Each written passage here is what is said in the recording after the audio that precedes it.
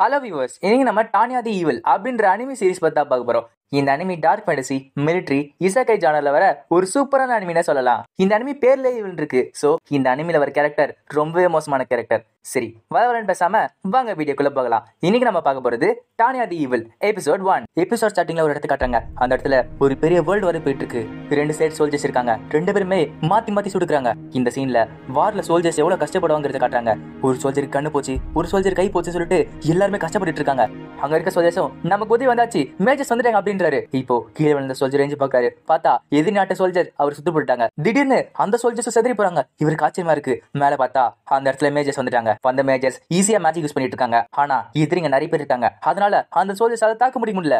நம்ம இங்க தப்பிச்சு போய் ஆகணும். உடனே இந்த பிளட்டூன் கமாண்டரை கூப்பிடுங்க அப்படின்றாரு. அங்க இருக்க பொண்ணும் இல்ல, இங்க இருக்க எனிமீஸ் நம்ம தாக்கு பிடிச்சு ஆகணும். ஒரு பாம்பு விழ பாக்குது. அந்த பொண்ணு மேஜிக்கால ஷீல்ட் போடுறா. ஆனாலுமே அந்த பொண்ணு கைப்படுது. இப்போ ஒரு குரல் கேக்குது, நம்பிக்கையாளர்களே, இப்போ வானத்துல ஒரு சின்ன பொண்ணு இருக்கா. என்னோட எதிரிகளை அழிக்கிறதுக்கு எனக்கு சக்தி கொடுங்க. அதை சொல்லி முடிச்சு அவ ஃபைட் பண்றா. அந்த புல்லட் ஒரு பாம்பு அந்த இடத்துல போய் வெடிக்குது. அந்த இடத்துல இந்த சோல்ஜர்ஸ் எல்லாருமே காலியா வராங்க. அந்த சின்ன பொண்ணு, என்ன என்னோட எக்ஸ்பிளோஷன் வேடிக்கை பார்த்துட்டு இருக்க, உனக்கு இதுக்காக டைம் கொடுக்கவே இல்லையா? இந்த டைம்ல யாரெல்லாம் மிஞ்சி இருக்காங்களோ அவங்க நீ கொன்னாகணும். பிளட்டூன் கமாண்டர் நீங்களா அப்படின்றா. அந்த சின்ன பொண்ணு, நம்ம சோல்ஜர்ஸ் நம்மளோட ஐஆர்எஃப்ஸ் ஆர்டர் கொடுத்தாங்கன்னா அதை நம்ம கண்டிப்பா செஞ்சாகணும். உனக்கு புரியுதுல? செகண்ட் லெப்டினன்ட் டானியா டெகுரோஷாஃப், எவ்வளவு எனிமீஸ் வந்தாலும் எவ்வளவு புல்லட்ஸ் வந்தாலும் ஒரு பறவை மாதிரி வானத்துல பறப்பாங்க. இப்போ அந்த சின்ன பொண்ணு அதாச்சு டானியா எக்ஸ்பிளைன் பண்றா.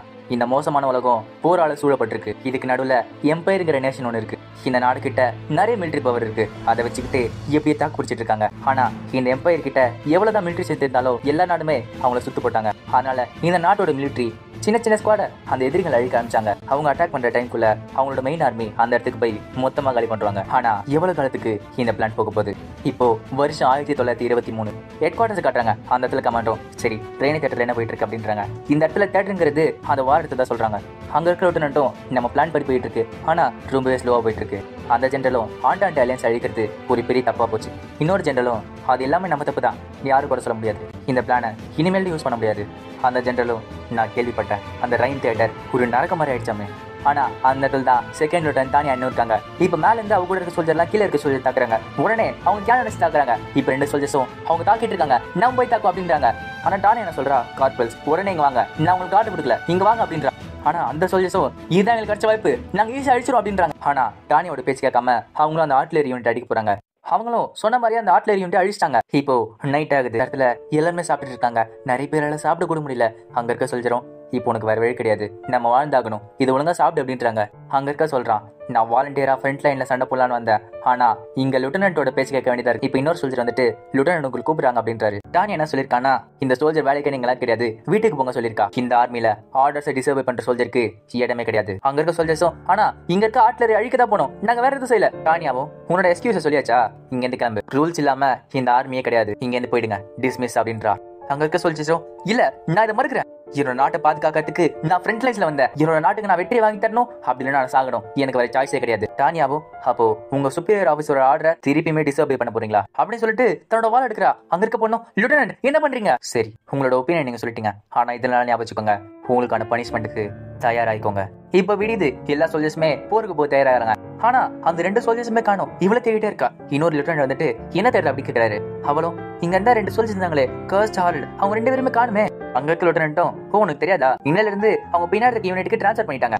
எனக்கு தெரிஞ்சு பின்னாடி மெடிக்கல் டீமோட ஜாலியா இருப்பானுங்க. இந்த டிரான்ஸ்ஃபரை லெப்டினன்ட் டானியா தான் சொன்னாங்களாம். அந்த முட்டாளுங்க அந்த லெப்டினன்ட் போய் கோவப்படுத்தி பார்த்தானுங்க. அந்த பொண்ணும், அவங்களுக்கு கண்டிப்பா ஒரு பெரிய பனிஷ்மெண்ட் கிடைக்கும்னு நினைச்சு பார்த்தேன், அட்லீஸ்ட் அவங்க பின்னாடி சேஃபா வச்சிருப்பாங்களே. இப்ப திரும்பியுமே அந்த சோல்ஜர்ஸ் எல்லாம் போருக்கு போறாங்க. அந்த சைடு ஆர்ட்லரி யூனிட், அதாச்சு கேனன் யூனிட் ரொம்ப தாக்கிட்டு இருக்காங்க. அவங்க கிட்ட அப்சர்வரும் இல்ல, அதனால ரொம்ப கஷ்டப்பட்டு இருக்காங்க. அங்க இருக்க சோல்ஜர்ஸ் தப்பிக்க பார்த்தாலுமே எதிரி நாட்டு சோல்ஜர்ஸ் அங்க பறந்துட்டு ரெடியா இருக்காங்க. தப்பிக்கிறவங்கள அவங்க தூரத்துல இருந்து சுட்டு கொண்டுறாங்க. அங்க இருக்க சோல்ஜர்ஸும் இவங்க ஒளிஞ்சிட்டு இருக்காங்க, எல்லாரும் அழிப்போம், இது மேஜிக் கன்சீவ் பண்ணாலுமே இருந்தாலும் தாக்கம் சொல்லிட்டு எல்லா சோல்ஜர்ஸும் மேக்ஸிமம் பவர் யூஸ் பண்ணி அங்க இருக்க இடத்த எல்லாத்தையும் அடிச்சிட்டு இருக்காங்க. இப்போ அந்த இடத்துக்கு டானியோட ஸ்குவாட் போயிட்டு இருக்கு. ஆனா அவங்க போறதுக்குள்ளே அப்சர்வர்ஸ் எல்லாரையும் அழிச்சிட்டாங்க. கவலைப்படாதீங்க, அவங்க ஒயிட் ரேஞ்ச் மேஜிக் யூஸ் பண்ணதுனால ரொம்ப டயர்டா இருப்பாங்க, அதனால ஈஸியா நம்ம அழிச்சிடலாம் அப்படின்றா. டானியா மனசுக்குள்ள நினைச்சுக்கிறா, இந்த மாதிரி நான் ஏன் பேசுறேன்னா, இந்த மாதிரி புது ட்ரூப்லாம் வந்தா பயந்துட்டு இருப்பானுங்க, இவனுங்க ரெண்டா எனக்கு ப்ரொமோஷன் கிடைக்காம போயிடும். சரி, நீங்க பயந்துட்டு இருக்கேன்னு தெரியுது, நானே போய் பாத்துக்கிறேன். என்னது, நீங்க தனியா போறீங்களா, உங்களுக்கு இது ஆகாது அப்படின்னு கேட்கிறா.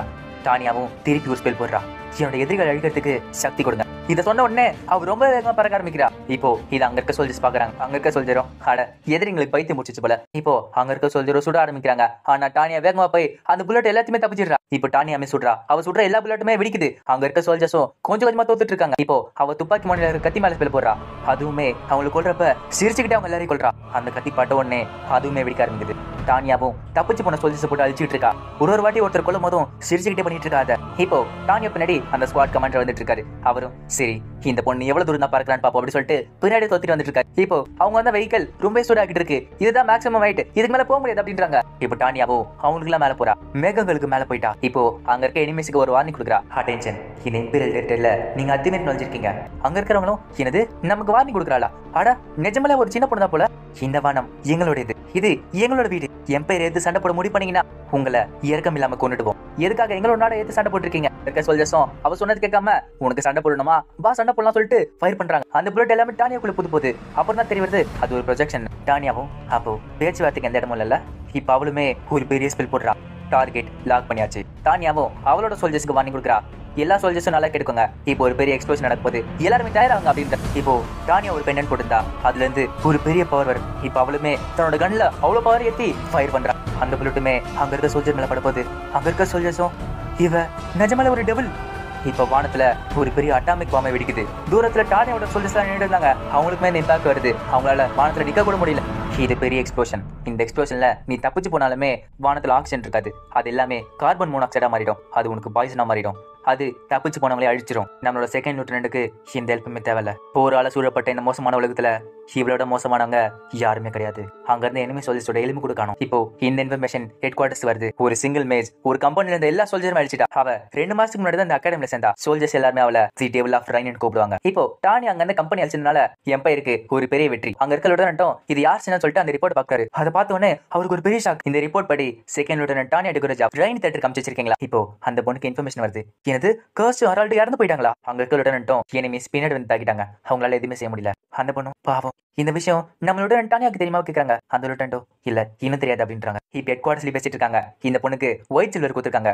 அந்த வயசுல வாங்குறது ஒரு பெரிய விஷயம் தான். இவ ஒரு நல்ல சொல்றது தானே, ஏன் ஏதாச்சும் பிரச்சனை கேட்கறாங்க. அங்க இருக்க லெப்டினன்ட் காணலும் இந்த லெப்டினன்ட் டானியாவை ஒரு வாட்டி நான் நேர்ல பார்த்தேன். இப்போ அந்த பொண்ணு டானியா கிட்ட பேசுறா. டானியா போய் என்னாச்சு கேட்கறப்ப அந்த பொண்ணு கார்பரல்ஸ் கர்ஸ்டும் ஹெரால்டும் டானியாவும் என்னாச்சு இறந்துட்டாங்க தானே. இதை கேட்டவனே அந்த பொண்ணுக்கு ஷாக்கா இருக்கு. என்னது உங்களுக்கு எப்படி தெரியும் அப்படி கேட்கறா. டானியாவும் எப்படி தெரியுமா, நான் தானே பிளான் பண்ணேன். அவங்க வந்து பில் பாக்ஸ் அந்த மெடிக்கல் யூனிட் நகரவே நகராது. கேனிங் யூனிட்டுக்கு நல்ல டார்கெட்டா இருந்திருக்கும். அவனுக்கு தானே சாகணும்னு ஆசைப்பட்டானுங்க. அதனால தான் அங்க அனுப்பிச்சு வச்சேன். இதை கேட்ட உடனே அந்த பொண்ணு பயத்திலே ஷாக்லயே பார்த்துட்டு இருக்கா. லெப்டினன்ட் இது உங்களுக்கு தெரியாதானே, இந்த மாதிரி நடக்கணும் உங்களுக்கு தெரியாதானே? அப்போ இதுக்காக அவங்கள அனுப்பிச்சுங்க, இது உண்மை இல்லைன்னு சொல்லுங்க. டானியாவோ ஆமான்னு சொல்லிட்டு சிரிக்கிறா. ஹெட் குவார்டர்ஸ் லெப்டினன்ட்டும் அவ சின்ன பொண்ணு மாதிரி இருக்கிற ஒரு பெரிய மான்ஸ்டர் அப்படின்றாரு. இதோட இந்த எபிசோட் முடியுது. இந்த வீடியோ உங்களுக்கு பிடிச்சிருந்துச்சுன்னா மறக்காம லைக் பண்ணுங்க, ஷேர் பண்ணுங்க, கமெண்ட் பண்ணுங்க. நம்ம சேனலுக்கு புதுசா இருந்தீங்கன்னா சேனலை மறக்காம சப்ஸ்கிரைப் பண்ணிட்டு பாருங்க. நான் உங்களை அடுத்த வீடியோல சந்திக்கிறேன். Until then, bye bye.